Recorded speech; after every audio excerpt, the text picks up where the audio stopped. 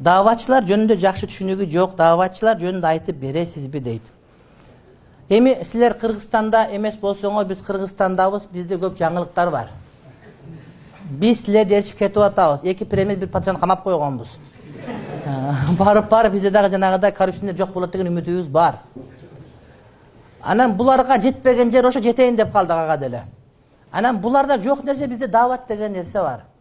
Адамдарыбыз жок болуп, динден чыгып, мусулман болбой калса, адам болбой кала турган деңгээлге жетип, эми жоголоюн деп атсак, анткени Францияда бир изилдөө болуп, Кыргызстан дагы 20 жылдан, 50 жылдан кийин жок болгон элдин катарына кошулат. Бул картадан Кыргызстан деген жок, кыргыз деген эл жок болот деген ушундай чыккан.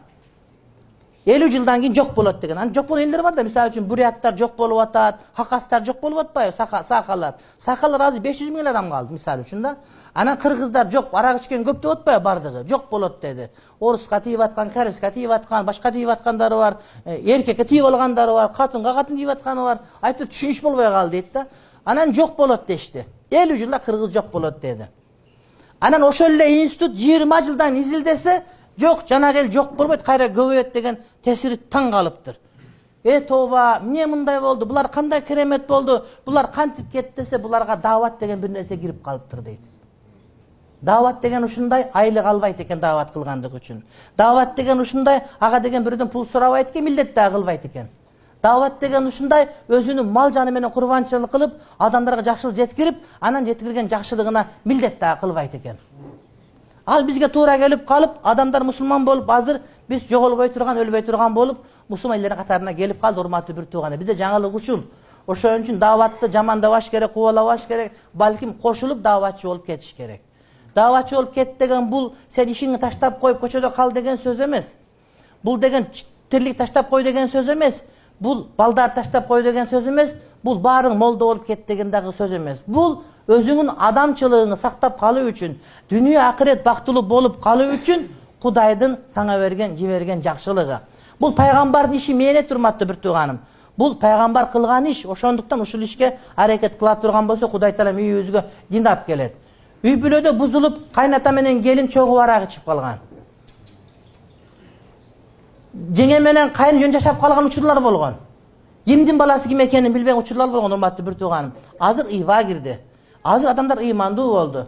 Азыр ушунчалык деңгээлде адамдар, урматтуу бир тууганым, бизге келген суроо жооптон адам өзгөргөнүн билип турасың да. Илгери биздин элде адамдар жакшылык эмне экенин билбейт эле. Бирөөгө жакшылык кылса, канчасы акча берем деп сурайт эле сенденчи. Бардык нерсе пулга деп ойлойт эле. Азыр кайрымдуулук бар.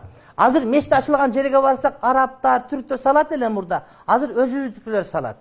50 мешит, 10 мешит ачылса, 6 өзүбүздүкүлөр салган мешиттер. Ошко барасың, Көлгө барасың, Нарынга барасың, Жалал Абадка барасың, Баткенге барасың, Таласка барасың, өзүбүздүн жергиликтүү кыргызстандык мусулмандар салып атканга ыраазы болосуз, урматтуу бир тууганым.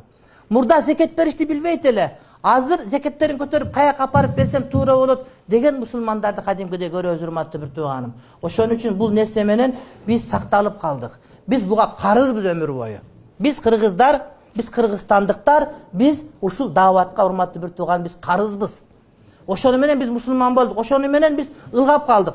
Бир жолу телевизордон сүйлөп атып, Карабалт арак заводу. Биз банкрот болуп калдык дейт.